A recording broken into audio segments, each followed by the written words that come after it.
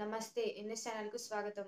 సంగారెడ్డి జిల్లా మునిపల్లి మండలంలోని మునిపల్లి గ్రామంలో నేడు కాంగ్రెస్ పార్టీ హామీ ఇచ్చిన 6 గ్యారంటీ సంక్షేమ పథకాలు అమలు దిశగా నేడు అభయహస్తం పేరుతో అందరికీ సంక్షేమ పథకాలు అందాలన్న ఉద్దేశంతో దరఖాస్తులు స్వీకరించారు. ఈ కార్యక్రమంలో గ్రామ సర్పంచ్ కంచర్ల రమేష్, ఉప సర్పంచ్ సలావుద్దీన్, ఎంపీటీసీ విజయ సుధాకర్ రెడ్డి, డిప్యూటీ తహసీల్దార్ కృపానందం, మండల పరిషత్ సూపరింటెండెంట్ రామలింగం, విద్యుత్ శాఖ ప్రశాంత్, ఏపీఎం బాగయ్య, సుధాకర్ రెడ్డి, నరేందర్ గౌడ్, పరమేశ్వర్, డాక్టర్ సంధ్య, సూపర్వైజర్ విజయలక్ష్మి, గ్రామ పెద్దలు, ప్రజలు, యువకులు, మహిళలు తదితరులు పాల్గొన్నారు. నిరంతరం వార్తలను చూస్తూనే ఉండండి ఎన్ఎస్ ఛానల్.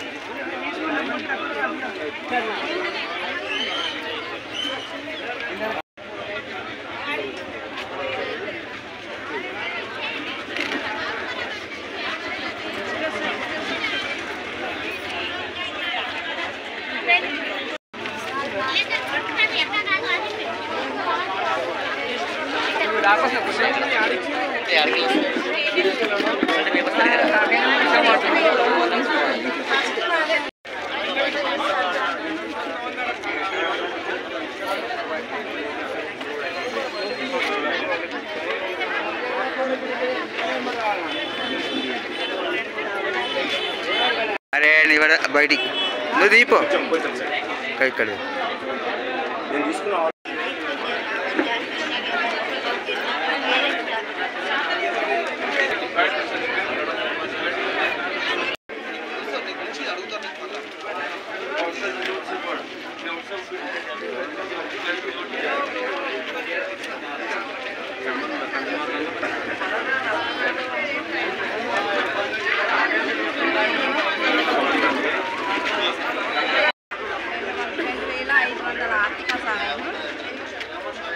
రైతు భరోసా పథకము ప్రతి ఏటా ఎకరానికి 15,000 రూపాయలు. ఇందిరమ్మ ఇళ్ల పథకము ఇల్లు లేని అర్హులైన కుటుంబాలకు ఇల్లు. గృహజ్యోతి పథకము కుటుంబానికి ప్రతి నెల 200 యూనిట్ల ఉచిత చేయూత పథకం. చేయూత పథకం కూడా నెలకు 4,000 రూపాయలు.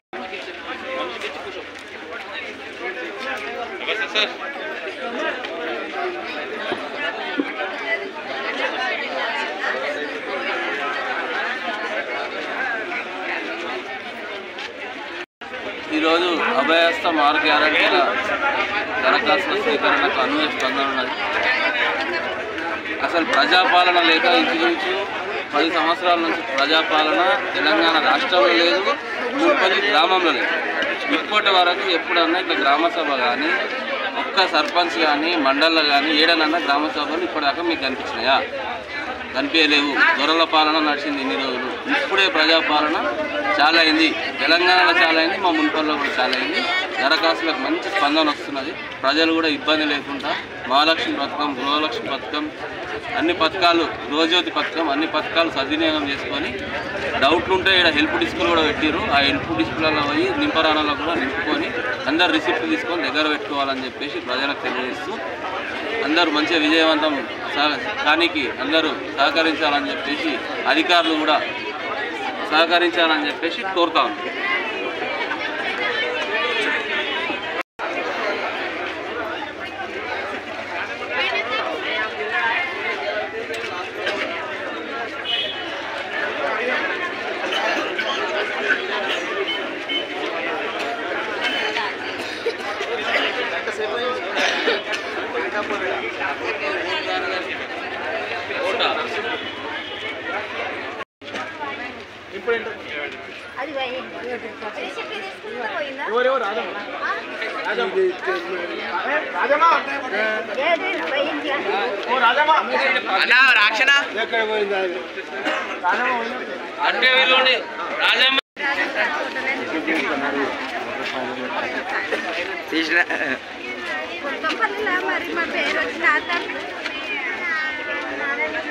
బావాడు ఉన్నాడు కదా. నువ్వు పనకంపల్లిలో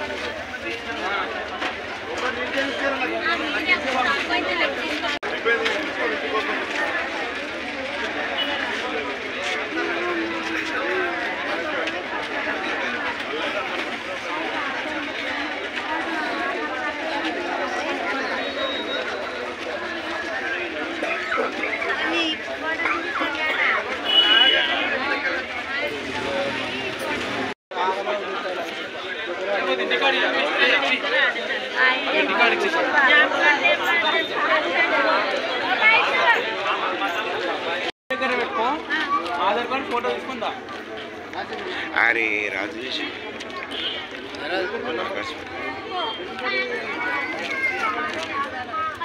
చేసినట్టు సార్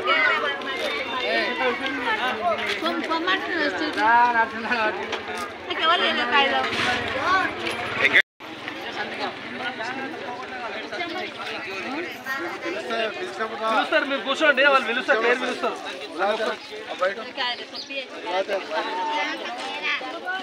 చెన్ను రాధవాళ్ళు దీన్ని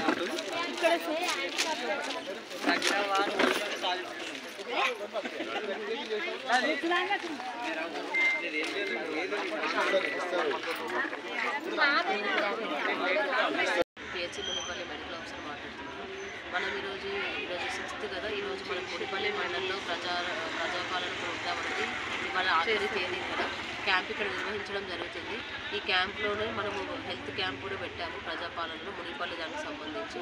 సో మన ప్రజాపాలన ప్రోగ్రాంలో మనకు ఇక్కడ హెల్త్ క్యాంప్కి అయితే సంబంధించి మనకు ఆరోగ్యశ్రీ కార్డు గురించి మాట్లాడడం జరుగుతుంది. ఆరోగ్యశ్రీ కార్డు ఇదివరకు మనకి 5 lakhs ఉండేది బెనిఫిషరీస్కి, ఇప్పుడు 5 lakhs నుంచి 10 lakhsకి పెంచారు. సో ఎవరికైనా సరే అస్వస్థతలు ఉన్న వాళ్ళకి ఊళ్ళో ఒక్కరికే కుటుంబంలో ఒకరికే వర్తిస్తుంది అనేది కాదు. ఎంతమంది ఉన్నా సరే వాళ్ళందరికీ కూడా Aarogyasri card, Aadhaar card, ration card ఉంటే ఎవరికైనా సరే మన ఆరోగ్యశ్రీ కార్డుని తీసుకోవచ్చు. వాళ్ళకి 5 lakhs నుంచి 10 lakhs వరకు పెంచారు కాబట్టి అందులో దీర్ఘకాలిక డిసీజెస్ ఏమున్నా కూడా అందులో డయాలసిస్ పేషెంట్స్కి కూడా మనము ఉచితంగా చేయడం జరుగుతుంది. ఎక్కడికైనా హాస్పిటల్కి వెళ్ళినప్పుడు ఆధార్ కార్డు, ఆరోగ్యశ్రీ కార్డు, ఇంకా వైట్ రేషన్ కార్డు ఇవన్నీ తీసుకొని వెళ్తే మనకు అక్కడ ఉన్న టెస్టులు అన్నీ కూడా మనకు ఫ్రీగా చేయడం జరుగుతుంది. ట్రీట్మెంట్ కూడా మనకు ఫ్రీగా అవుతుంది. ఆ 5 to 10 lakhs కూడా ఏవైతే ఉంటాయో అవన్నీ కూడా టెస్ట్లు ఏమేమి ఫ్రీగా వస్తాయో అవన్నీ టెస్టులు కూడా చేయడం జరుగుతుంది. కాబట్టి అందరూ కూడా ఆరోగ్యశ్రీ కార్డు తీసుకోవాల్సిందిగా కోరుకుంటున్నాం.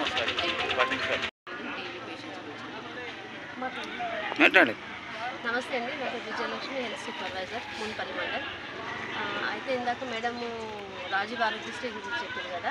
రాజీవ్ ఆరోగ్యశ్రీకి సంబంధించి వాళ్ళు వైట్ రేషన్ కార్డు ఖచ్చితంగా, కొంతమంది మర్చిపోతారు వైట్ రేషన్ కార్డు, తర్వాత ఆరోగ్యశ్రీ కార్డు ఖచ్చితంగా, ఆధార్ కార్డు ఖచ్చితంగా అవి తీసుకెళ్ళాలి. దానిలో ఇది కుటుంబ సభ్యులు ఎవరో ఒకరు అనుకుంటారు, ఎవరో కాదు, కుటుంబ సభ్యులు ఎంతమందికి అవసరమో అంతమందికి ప్రభుత్వము 10 లక్షల బీమా ఉచితంగా ఇస్తుంది. డయాలసిస్, గుండె వ్యాధికి సంబంధించి గుండె జబ్బులు, తర్వాత కిడ్నీ, మూత్రపిండాలకు సంబంధించిన వ్యాధులు, వీటికి డయాలసిస్ అంటారు మూత్రపిండాలది, దానికి ఉచితంగా ఆపరేషన్ చేస్తారు. తర్వాత మందులు ఇస్తారు. ఆపరేషనే కాకుండా చెకప్కి ఉచితంగా మందులు కూడా, ఆపరేషనే కాకుండా ఆపరేషన్తో పాటు ట్రీట్మెంట్ అవుతుంది. తర్వాత ఆపరేషన్ లేకపోయినా కానీ దానికి సంబంధించిన మందులు ప్రతి నెల వేసుకోవాల్సినవి ఉంటాయి కదా, అవి ఖచ్చితంగా ఉచితంగా ఇస్తారు. పోయేటప్పుడు అవన్నీ తీసుకెళ్ళాలి, డేటా మొత్తం అవి ఏవైతే కార్డ్స్ ఉన్నాయో అవి తీసుకెళ్ళాలి. తర్వాత ఇంకొకటి మనకు ఎన్సిడి ప్రోగ్రాము అయిపోతుంది. మిగతాది స్ప్రెడ్, శరీరంలో ఏ అవయవానికైనా వచ్చే అవకాశం ఉంటుంది కాబట్టి అవి స్ప్రెడ్ కాకుండా ఉండడం కోసము, నివారించడం కోసం మందులు వాడతారు. రెగ్యులర్గా పరీక్షలు చేయించుకోవాలి. దానికోసమని ఈ క్యాన్సర్ ద్వారా స్త్రీలు గర్భాశయం తీసే పరిస్థితి వస్తుంది, అట్లే రొమ్ము కూడా తీసేయాల్సిన పరిస్థితి వస్తుంది. కాబట్టి మగవాళ్ళకైతే ఈ పాన్ గుట్కా జర్దా తింటారు కదా, బీడి తాగుతారు. మెయిన్ బీడి తాగడం వల్ల ఇప్పుడు ఏం కాదు, కొన్ని సంవత్సరాల తర్వాత బయటపడుతుంది క్యాన్సర్. కొన్ని సంవత్సరాల తర్వాత బయటపడుతుంది కాబట్టి ఈ నోటి క్యాన్సర్ ద్వారా ఏమైతే పాన్ జర్దా తినడం వల్ల ఈ దవడ అనేది లోపల మొత్తం చెడిపోతాయి అన్నమాట. కుండ అయ్యి ఈ బుగ్గ నుండి బయటికి గడ్డలాగా అయ్యి మొత్తం రంధ్రం పడుతుంది. ఇది లాస్ట్ స్టేజ్ అనమాట. అది క్యాన్సర్ హాస్పిటల్లో అడ్మిట్ చేసి ట్రీట్మెంట్ అందజేసి టైంకి అందజేసింది అనుకో, ఆ థర్డ్ సెకండ్ స్టేజ్లో అక్కడికి ఆగిపోతుంది. లేదంటే ఇది మొత్తం గోల్ పడుతుంది. అది చాలా ఘోరమైనది, స్మెల్ వస్తుంది, చీము.